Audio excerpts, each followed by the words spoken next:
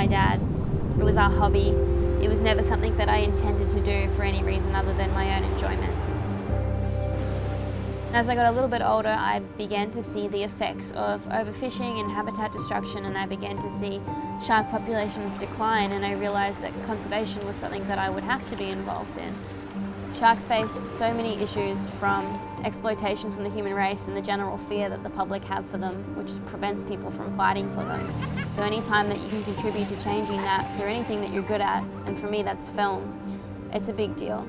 So I never ever expected to grow up and be involved in conservation. I was hoping I could just spend time in the water with sharks and see them in their natural habitat, but it definitely changed when I realized just how serious their situation and their populations in the oceans were.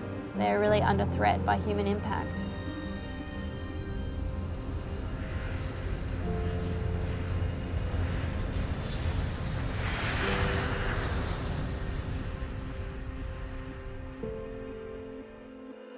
Filmmaking has been the biggest asset in my conservation work, without a doubt, because it's how I show people sharks and kind of get them to think differently about them.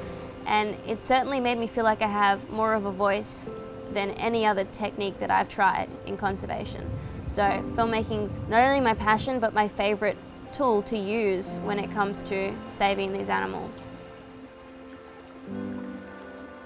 I have a lot of gear to keep track of on these trips. Filmmaking's one thing, but then filmmaking underwater is a completely different thing. So having all these gadgets for my underwater housing, and you can't mess up, sharks don't follow any rules.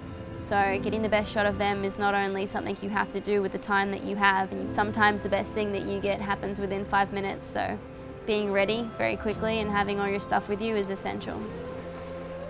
The Bahamas is a really important place because people can come from all around the world to see sharks in shallow, clear, beautiful water. And the shark feeding industry has been going on there for so long that it's almost normalized amongst the wild animals. So it's a beautiful chance for people to see things that they wouldn't see anywhere else. And people leave that place with a different opinion of sharks. Nobody second guesses protecting whales or dolphins, but people don't ever think about sharks. They don't get the attention that they deserve. So it's really important to stand up for them, purely because it's not in our human nature to fight for an animal like that, and they need more of it. I'm really excited to have so much footage to go through and continuing raising awareness about the ways that these beautiful animals end up being affected by our day-to-day lives and our choices as consumers. Conveying that message to people through beautiful imagery is something that I hope I can keep doing and keep doing well.